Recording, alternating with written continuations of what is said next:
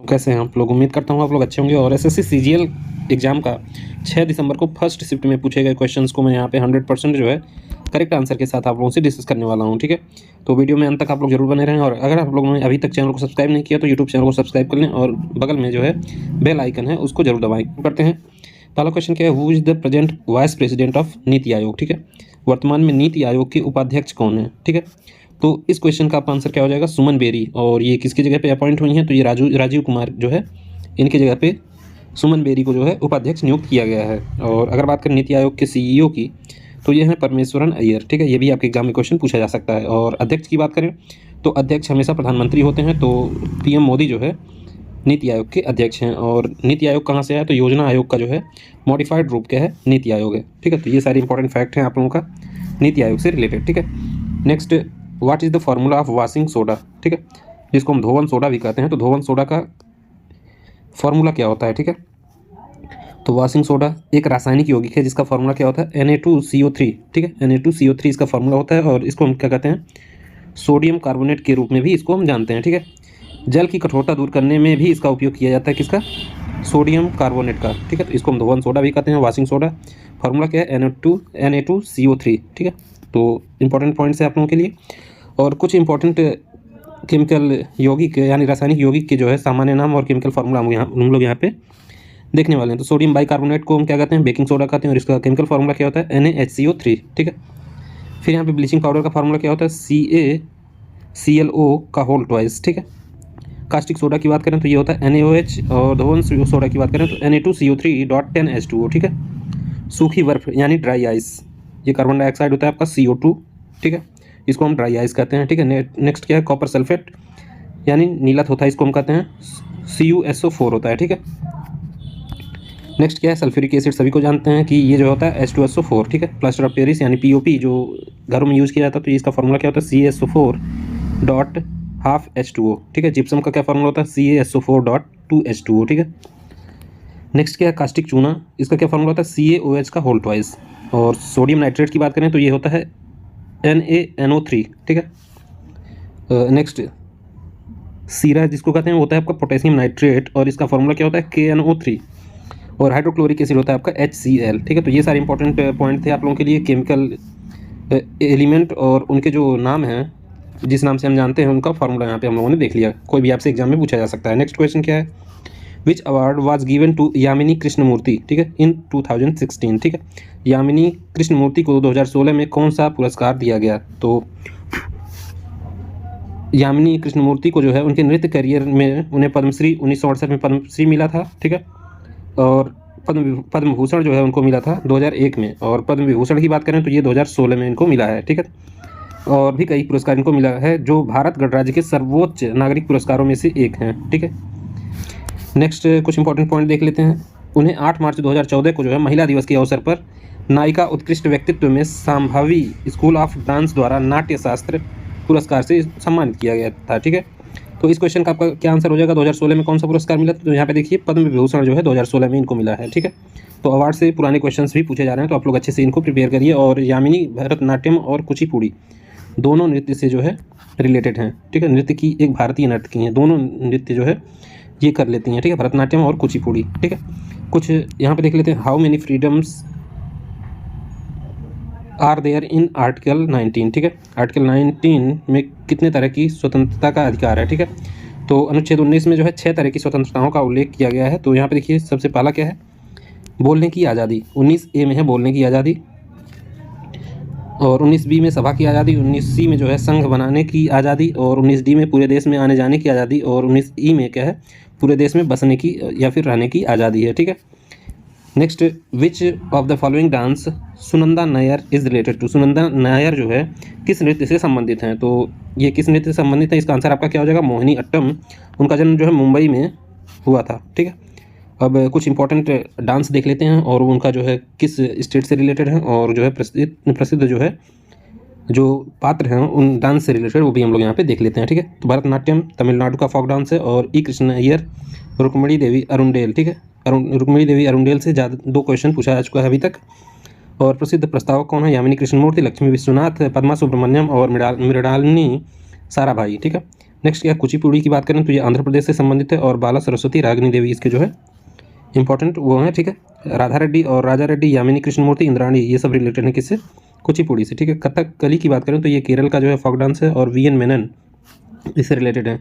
गुरुकुंच कुरूप, गोपीनाथ कोटकल, शिवरामन, रीता गांगुली, ठीक है, ये पात्र जो है इनसे रिलेटेड है। ओडिसी की बात करें तो उड़ीसा का ये जो फोक डांस है इंद्राणी रहमान, चार्ल्स फैब्री, ठीक है। गुरु पंकज चरण दास, केलू चरण महापात्र, ठीक, केलू चरण महापात्र पे क्वेश्चन पूछा जा चुका है एक शिफ्ट में एसएससी सीजीएल में ही, ठीक है। सोनल मानसिंह और शेरोन लोवेन और मारियाला बारवी, ठीक है। तो ये सारे इंपॉर्टेंट डांस हैं, आप लोग याद रख लीजिए क्योंकि कोई भी आपसे क्वेश्चन में पूछा जा सकता है, ठीक है। नेक्स्ट, बैडमिंटन में ब्लैक कार्ड किससे संबंधित है? तो जब किसी खिलाड़ी को ब्लैक कार्ड मिलता है तो खिलाड़ी पूरी चैंपियनशिप या फिर टूर्नामेंट के लिए अयोग्य यानी डिस्क्वालीफाइड हो जाता है, ठीक है। तो ये इंपॉर्टेंट क्वेश्चन है और स्पोर्ट्स से रिलेटेड क्वेश्चंस पूछे जा रहे हैं, ठीक है। जनगणना से एक क्वेश्चन तो पक्का ही पूछा जा रहा है, कुछ भी, चाहे लिटरेसी की बात कर लें, चाहे लिंग अनुपात की बात करें, जनसंख्या की बात करें, पॉपुलेशन डेंसिटी की बात करें, तो कोई ना कोई एक क्वेश्चन आपका पूछा जा रहा है। तो यहाँ पे देखिए 2011 की जनगणना के अनुसार भारत का बाल लिंगानुपात क्या रहा था, ठीक है। तो 2001 की जनगणना में भारत का बाल लिंगानुपात कितना था, 927 था। इसका मतलब क्या है, 1000 मेल चाइल्ड पे कितने 927 जो है फीमेल चाइल्ड थी, ठीक है। नेक्स्ट क्या है, 2011 की जनगणना में ये घटकर कितना हो गया, 919 हो गया, मतलब 1000 मेल चाइल्ड पे कितने 919 फीमेल चाइल्ड केवल रह गई, ठीक है। तो ये इंपॉर्टेंट फैक्ट है आपका 2001 की जनगणना से और 2011 की जनगणना से, ठीक है। Next, mango showers related to which state? Mango shower जो होता है ये किस स्टेट से रिलेटेड है? आम्र वर्षा कौन से राज्य में होती है? तो ये होता है केरल में और कर्नाटक के तटीय क्षेत्रों में गर्मियों के अंत में होने वाली मानसून से पहले की वर्षा को हम क्या कहते हैं, आम्र वर्षा के रूप में जाना जाता है, ठीक है। नेक्स्ट क्वेश्चन क्या है, who is responsible for implementation of law and policies? कानून और नीतियों के कार्यान्वयन के लिए कौन जिम्मेदार है, ठीक है। तो एग्जीक्यूटिव यानी कार्यपालिका सरकार का वह अंग है जो विधायिका द्वारा बनाए गए कानून के कार्यान्वयन के लिए उत्तरदायी है। तो कौन है ये, कार्यपालिका, ठीक है। तो करेक्ट आंसर क्या हो जाएगा, कार्यपालिका जिम्मेदार है उसके लिए। नेक्स्ट क्या है, सेवानिवृत्त लेफ्टिनेंट जनरल राज शुक्ला को किस आयोग का जो है सदस्य नियुक्त किया गया? तो यूपीएससी, ठीक है, संघ लोक सेवा आयोग के सदस्य के रूप में किसको नियुक्त किया गया, राज शुक्ला को। करेक्ट आंसर क्या हो जाएगा, यूपीएससी, ठीक है। करेक्ट आंसर क्या हो जाएगा, यूपीएससी का जो है इन्हें सदस्य नियुक्त किया गया है। नेक्स्ट क्या है, राग और लय निर्माण में इनमें से किसका महत्वपूर्ण योगदान था? तो 4 ऑप्शन था, उनमें से एक तानसेन था, तो तानसेन आपका करेक्ट आंसर हो जाएगा। राग और लय निर्माण में जो है महत्वपूर्ण योगदान किसका था, वो तानसेन का था, ठीक है। नेक्स्ट क्वेश्चन क्या है, which metal is not a good conductor of electricity? बिजली का अच्छा सुचालक नहीं है। तो अगर हम बात करें सुचालक की, कंडक्टर की, तो सबसे ज़्यादा होता है सिल्वर का, ठीक है, फिर कॉपर होता है, फिर एल्युमिनियम आता है, ठीक है। तो ये सबसे ज़्यादा कंडक्टर होते हैं। नंबर 1 पे सिल्वर है, चांदी, फिर तांबा, फिर एल्युमिनियम आपका होता है, ठीक है। और कुचालक की बात करें तो रबर जो है आपका एक इंसुलेटर है, जैसे सूखी लकड़ी है वो भी इंसुलेटर है। तो इसमें क्या है कि rubber being an insulator is not a good conductor, यानी कि ये सुचालक नहीं है इलेक्ट्रिसिटी का, ठीक है। करेक्ट आंसर क्या हो जाएगा, रबर। नेक्स्ट क्वेश्चन क्या है, वर्नाकुलर प्रेस एक्ट कब पारित हुआ था? तो अंग्रेज सरकार द्वारा भारत में सन 1878 में देसी प्रेस अधिनियम यानी वर्नाकुलर प्रेस एक्ट पारित किया गया ताकि भारतीय भाषाओं की पत्र पत्रिकाओं पर और कड़ा नियंत्रण रखा जा सके, ठीक है। उस समय जो कौन था, वो लिट्टन भारत का वायसराय था, ठीक है। लाड लगाना छोड़ दिया जाए, ठीक है, इनके सामने लाड मत लगाइए, ठीक है। लिट्टन भारत का वायसराय था। और अगर आप लोगों को वीडियो इन्फॉर्मेटिव लगे तो यूट्यूब चैनल को जरूर सब्सक्राइब करें। यहाँ पे देखिए 1881 में जो है वर्नाकुलर प्रेस एक्ट को रिपन ने निरस्त कर दिया था, ठीक है। हटाओ इसको, रिपन ने इसको जो है निरस्त कर दिया था 1881 में। लगाया कब गया था, 1878 में, 1881 में जो है इसको निरस्त कर दिया गया था। अब बात आती है सरोजनी नायडू की। सरोजनी नायडू किस कांग्रेस अधिवेशन की अध्यक्ष थी? तो वह जो भारतीय राष्ट्रीय कांग्रेस की पहली भारतीय महिला, ठीक है। अगर ये लिखा गया था कि भारतीय महिला, अगर भारतीय महिला नहीं रहता तो इसका आंसर हो जाता है एनी बेसेंट, लेकिन यहाँ क्या लिखा है, भारतीय महिला अध्यक्ष कौन थी? तो ये सरोजनी नायडू थी, ठीक है। और ये जो है 1925 में कानपुर अधिवेशन में जो है भारतीय राष्ट्रीय कांग्रेस की अध्यक्ष बनी थी एक बार। और मैं आपको बता दूं, अगर पहली महिला अध्यक्ष की बात करता हूँ तो इसका आंसर हो जाता एनी बेसेंट, लेकिन यहाँ पे क्या है, पहली भारतीय महिला अध्यक्ष, तो ये कौन हो जाएंगी, सरोजनी नायडू, ठीक है। नेक्स्ट क्या है, उन्हें कविता लेखन के क्षेत्र में उनके योगदान के लिए जो है नाइटिंगेल ऑफ इंडिया का खिताब दिया गया था। तो ये भी इंपॉर्टेंट क्वेश्चन है, पूछा जाता है कि नाइटिंगेल ऑफ इंडिया किसको कहा जाता था। नेक्स्ट क्या है,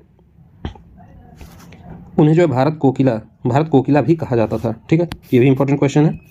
economic sensitive zone cover area आपसे पूछा जा रहा है कि economic sensitive zone cover area कितना होता है, ठीक है। तो वन्य जीव संरक्षण रणनीति 2002 के प्रावधान के अनुसार एक ESZ यानी इकोनॉमिक सेंसिटिव जोन एक संरक्षित क्षेत्र के आसपास 10 किलोमीटर तक जा सकता है, ठीक है। मान लीजिए संरक्षित क्षेत्र है तो इसके हर डायरेक्शन में 10 किलोमीटर तक जो है ESZ संरक्षित क्षेत्र बनाया जा सकता है, ठीक है। नेक्स्ट क्या है क्वेश्चन, डेफिनेशन ऑफ प्लेट्यू यानी पठार का क्या डेफिनेशन है। तो धरातल का विशिष्ट स्थल रूप जो अपने आसपास की जमीन से पर्याप्त ऊंचाई पर होता है, ठीक है, और जिसका ऊपरी भाग चौड़ा और सपाट होता है वो पठार कहलाता है, ठीक है। तो यहाँ पे देखिए धरातल का विशिष्ट स्थल रूप जो एक विशिष्ट ऊंचाई पर होता है और ये क्या होता है फ्लैट होता है, चौड़ा और सपाट होता है, उसको हम क्या कहते हैं पठार कहते हैं, और पठारी प्लेट्यू है, ठीक है। नेक्स्ट क्या, what was called the upper and lower town of Harappa. Harappa का अपर और लोअर टाउन क्या कहलाता था। तो हड़प्पा के शहरों को दो भागों में विभाजित किया गया था। एक हिस्सा छोटा और ज़मीन से ऊपर उठा हुआ जिसे गढ़ यानी सिटाडेल कहा जाता था, और दूसरे बड़े को जो है निचला शहर कहा जाता था। तो ये इंपॉर्टेंट पॉइंट है आप लोगों के लिए। नेक्स्ट, निम्नलिखित में से किस राज्य में हरित क्रांति 1966 से 72 के पहले चरण के हिस्से के रूप में खाद्यान्न की उच्च उपज देने वाली किस्मों को पेश किया गया था, ठीक है। तो हरियाणा और पंजाब के खेतों में जो है उच्च उपज वाले बीजों की शुरुआत करके जो है हरित क्रांति का मुख्य रूप से हरित क्रांति को जो है शुरू किया गया है। तो हरित क्रांति का क्या मतलब होता है, खाद्यान्न उत्पादन। ये भी इंपॉर्टेंट क्वेश्चन है, पूछा जाता है कि हरित क्रांति जो है किससे संबंधित है। राष्ट्रीय आय के संबंध में इनमें से कौन सा सही नहीं है, तो कई ऑप्शन दिए गए थे, तो उसमें एक ऑप्शन ये भी था, यह सिर्फ राष्ट्र के आय को ही दर्शाता है। तो ये वाला स्टेटमेंट आपका गलत हो गया था, ठीक है। नेक्स्ट क्वेश्चन क्या है, इनमें से कौन सी रबी की फसल है। रबी क्रॉप्स आपसे पूछा गया। तो रबी की फसल हम लोग यहाँ पे देख लेते हैं। रबी की जो फसल होती है सामान्यतः अक्टूबर नवंबर के महीने में बोई जाती है। वो करेंटली ये क्वेश्चन दोबारा रिपीट हुआ है, ठीक है। ये क्वेश्चन एक शिफ्ट में और भी पूछा गया था कि रबी की फसल कौन कौन सी है। तो ठीक है, उदाहरण के तौर पर गेहूँ, जौ, आलू, चना, मसूर, अलसी, मटर व सरसों रबी की प्रमुख फसलें मानी जाती हैं, जो कि अभी करेंटली बोई जा रही हैं। वो है आपकी रबी की फसल, ठीक है। तो ये सारे इंपॉर्टेंट क्वेश्चंस थे जो कि आपके 6 दिसंबर को जो है फर्स्ट शिफ्ट में पूछे गए थे, और ये क्वेश्चंस 100% करेक्ट हैं। अगर वीडियो इन्फॉर्मेटिव लगे तो यूट्यूब चैनल को जरूर सब्सक्राइब करें, वीडियो में अंत तक जरूर बने रहें। What is average height of troposphere, ठीक है, क्षोभ मंडल की औसत ऊंचाई क्या है। तो इसका आपका करेक्ट आंसर क्या हो जाएगा, 13 किलोमीटर। क्षोभ मंडल की औसत ऊंचाई जो होती है वो 13 किलोमीटर होती है, ठीक है। 1867 में मुंबई में किस समाज की स्थापना की गई थी, ठीक है। तो 1867 में जो है प्रार्थना समाज की स्थापना जो है 1867 में आत्माराम पांडुरंग के द्वारा जो है किया गया था। अब यहाँ पे कुछ इंपॉर्टेंट फैक्ट देख लेते हैं। ब्रह्म समाज की स्थापना 28 अगस्त 1828 को किया गया था। किसने किया था, तो राजा राम मोहन राय के द्वारा जो है ब्रह्म समाज की स्थापना की गई थी। नेक्स्ट क्या, आर्य समाज की स्थापना 7 अप्रैल 1875 में स्वामी दयानंद सरस्वती के द्वारा किया गया था। और रामकृष्ण मिशन की बात करें तो 1 मई 1897 को जो है स्वामी विवेकानंद के द्वारा जो है इसकी स्थापना की गई थी। नेक्स्ट क्वेश्चन क्या है, पल्लवों के शासनकाल में जहाँ व्यापारी और बनिया रहते थे उसे क्या कहा जाता था। तो इसका करेक्ट आंसर क्या हो जाएगा, नगरम, ठीक है। जहाँ मर्चेंट्स और ट्रेडर्स यानी व्यापारी और बनिया पल्लवों के शासनकाल में रहते थे उसको कहा जाता था नगरम, ठीक है। नेक्स्ट क्वेश्चन क्या है, मार्च 2022 में अमित शाह द्वारा त्रिपुरा की महिलाओं की सरकारी नौकरियों में कितने प्रतिशत का आरक्षण की घोषणा की गई है। तो इसका करेक्ट आंसर क्या हो जाएगा, 33%। और जो हमारे गृह मंत्री अमित शाह जी हैं उन्होंने जो है announce the Tripura governments policy for empowerment of women with 33% reservation for women in all state government jobs. राज्य सरकार की जितनी भी गवर्नमेंट जॉब आएंगी उनमें जो है 33% आरक्षण जो है दिया जाएगा फीमेल को, ठीक है। चोलों द्वारा, नेक्स्ट क्वेश्चन क्या है, चोलों द्वारा मंदिर को दान की गई भूमि को क्या कहा जाता था। तो ये जो है इसका आंसर क्या हो जाएगा, देवदान या फिर तिरुनमदुकनी, ठीक है, तिरुनमदुकनी कहा जाता था। विजयालय द्वारा चोल साम्राज्य की स्थापना की गई। चोल साम्राज्य की स्थापना किसके द्वारा, विजयालय के द्वारा जो है किया गया। तो इसका करेक्ट आंसर क्या हो जाएगा, देवदान। नेक्स्ट क्वेश्चन क्या है, पुदुचेरी के वर्तमान मुख्यमंत्री कौन है, ठीक है। तो इसका आंसर क्या हो जाएगा, एन रंगास्वामी, ठीक है। यहीं पे उपराज्यपाल की अगर मैं बात करूं तो ये क्या हो जाएंगे, तमिलिसाई सुंदरराजन जो है राज्यपाल हैं वहाँ के, और पुदुचेरी जो है एक केंद्र शासित प्रदेश है, और यहाँ के जो CM है वो कौन है, एन रंगास्वामी, ठीक है। नेक्स्ट क्वेश्चन, वस्तु व सेवा कर यानी goods and service tax GST कब लागू किया गया था। तो 1 जुलाई 2017 को इसको लागू किया गया था, और भारत में 1 जुलाई 2017 से लागू एक महत्वपूर्ण अप्रत्यक्ष कर है, ठीक है। कई बार पूछा जाता है कि ये जो है डायरेक्ट टैक्स है या फिर इनडायरेक्ट टैक्स है। तो अप्रत्यक्ष कर का जो है एग्जाम्पल है, और जिसके पहले अध्यक्ष जो थे वो कौन थे, वित्त मंत्री जो है अरुण जेटली GST के पहले अध्यक्ष थे, ठीक है। नेक्स्ट क्वेश्चन क्या है, बैसाखी त्यौहार किस माह में मनाया जाता है? तो ये 13 या 14 अप्रैल को जो है मनाया जाता है। यह त्यौहार हिंदुओं, बौद्ध और सिखों के लिए महत्वपूर्ण है, बैसाखी का त्यौहार, ठीक है। ये क्वेश्चन रिपीट। नेक्स्ट क्वेश्चन क्या है, मिल्क ऑफ मैग्नीशिया का पीएच मान कितना होता है? तो इसका आंसर क्या हो जाएगा 10। और मिल्क ऑफ मैग्नीशिया का फॉर्मूला क्या होता है? तो MgOH का होल ट्वाइस होता है, ठीक है। तो पीएच मान को रिप्रेजेंट करने के लिए एक स्केल बनाया गया है, जहाँ पे यहाँ पे जो है आपका 7 pH स्केल होता है। इससे अगर नीचे जाएंगे 6, 5, 4 जितना ही घटते जाएंगे एसिडिटी बढ़ता जाएगा, ठीक है, अम्लीयता बढ़ती जाएगी। और अगर इधर जाएंगे 8, 9 तो इधर क्षारता बढ़ती जाएगी, ठीक है। जिसका pH मान 7 होता है, ये क्या है, न्यूट्रल होता है, ठीक है। तो यहाँ पे देखिए रक्त का 7.4 है, ये जो है आपका बेसिक नेचर का होता है।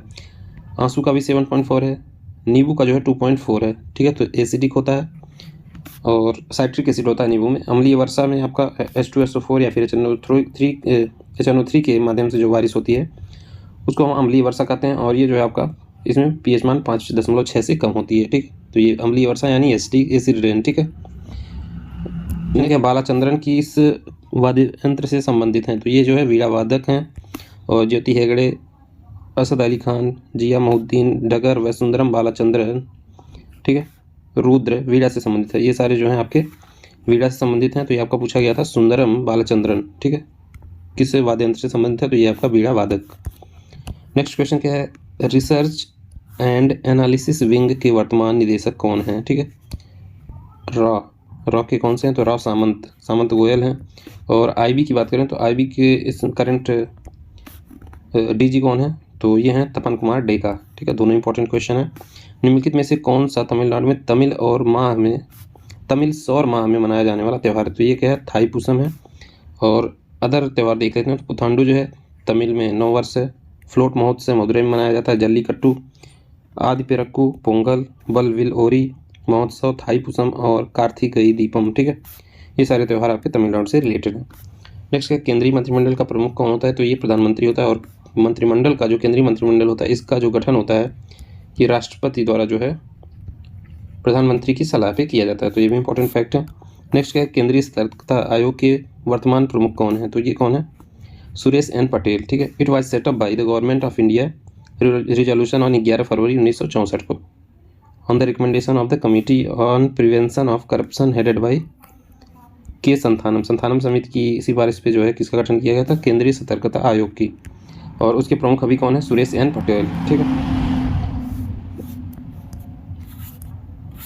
नेक्स्ट क्वेश्चन क्या, किस वर्ष भारत में राष्ट्रमंडल खेलों का आयोजन किया गया था? तो ये जो है 2010 में आयोजन किया गया था। और 2022 का जो कॉमनवेल्थ गेम हुआ है वो बर्मिंघम में यानी इंग्लैंड में हुआ है, ठीक है।